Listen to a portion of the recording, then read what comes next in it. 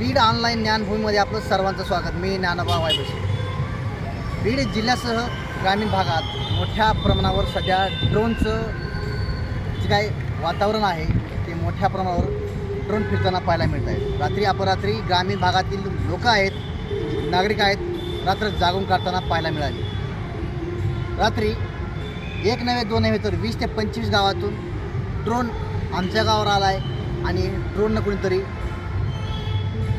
नजरकैद करतंय अशी प्रत्येक गावामध्ये भूमिका लोकांना पाहायला मिळाली। नेमके हे ड्रोन कोणाचे आहेत, कशासाठी उडवले जातात याचा तपास मात्र कुणालाही लागलेला नाही। बीड जिल्हा पोलीस अधीक्षक अविनाश बारगाळ यांनी सुद्धा या ड्रोन संदर्भात माहिती घेण्यास सुरुवात केलेली आहे। ज्या ज्या पोलीस ठाण्याच्या हद्दीमध्ये ड्रोनच्या माध्यमातून निगराणी करतंय, पण कोण करतंय? कारण सध्या बीड जिल्ह्यामध्ये पाहिलं गेलं तर मोठ्या प्रमाणावर चोऱ्यासुद्धा होत आहेत। चोरं तर ड्रोन उडवत नाहीत ना, अशी शंका आता सर्वसामान्यांना पडू लागली आहे। कारण बीडमध्ये पाहिलं गेलं तर अनेक घटनेमध्ये रात्री जे काही चोऱ्या आहेत त्या मोठ्या प्रमाणावर वाढलेल्या आहेत। त्यामुळं पोलिसांची गस्त देखील तेवढ्याच प्रमाणामध्ये करताना पाहायला मिळते। ड्रोन उडवणारे जे काही ते रात्रीच का उडवतात, दिवसा का उडवत नाहीत? मध्यरात्री त्यांचं नेमकं कारण काय हे सुद्धा आता पुढे येणं अपेक्षित आहे किंवा लोकांच्या समोर येणं सुद्धा आता गरजेचं आहे। त्या अनुषंगानं बीड जिल्हा पोलीस सध्या सतर्क आहे। अनेक ठिकाणी ग्रामीण भागामध्ये ड्रोनसुद्धा फोडले जात आहेत। त्यामुळं हे ड्रोन नेमके कोणाचे आणि कशासाठी उडवले जातात याचा तपास मात्र अद्याप कुणालाही लागलेला नाही।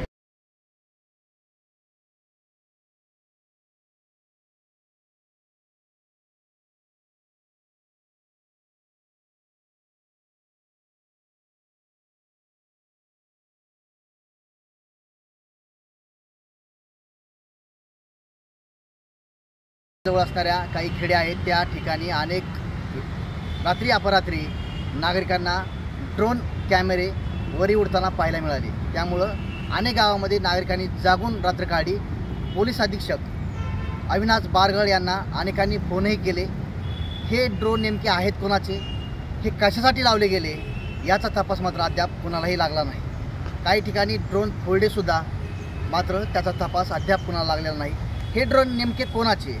आता बीड जिल्ह्यामध्ये पाहायला गेलं तर ग्रामीण भागामध्ये मोठ्या प्रमाणावर चोऱ्यांच्या घटनासुद्धा वाढल्या आहेत। त्यामुळं नागरिक अतिशय घाबरलेल्या परिस्थितीत आहेतच, मात्र सतर्कसुद्धा तेवढ्याच प्रमाणामध्ये आहेत। पोलिसांची मदतसुद्धा घेत आहेत, मात्र पोलिसांनासुद्धा हे ड्रोन कोणाचे आहेत याचा तपास अद्याप लागलेला नाही। आता पोलीस अधीक्षक आणि संबंधित पोलीस ठाण्याचे पोलीस निरीक्षक या ड्रोनच्या बाबतीत विशेष मोहीम उघडतात का आणि कोणाचे ड्रोन आहेत, कशासाठी उडवले जातात, नेमका कशाचा सर्वे केला जातो आहे, बरं रात्रीच का, हा असे एक प्रश्न आहेत। ग्रामीण भागामध्ये सध्याची परिस्थिती पाहिली गेली तर चोराचं प्रमाण आणि हे ड्रोनचं एक दहशत मोठं समीकरण झालं आहे। तर पाहूया कोणत्या कोणत्या भागात कशा प्रकारे या ठिकाणी उडवले गेले ड्रोन आणि ते कसे फोडले गेले।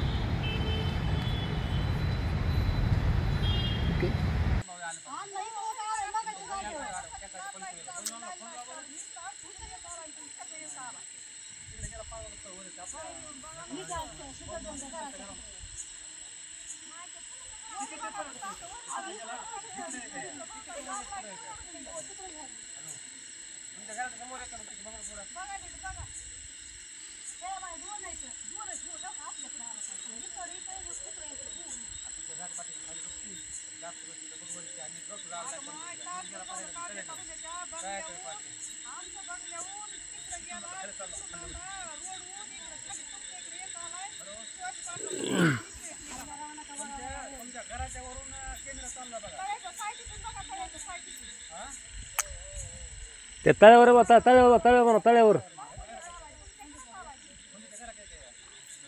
आणि एक महाग आहे फोन घरापाशी एक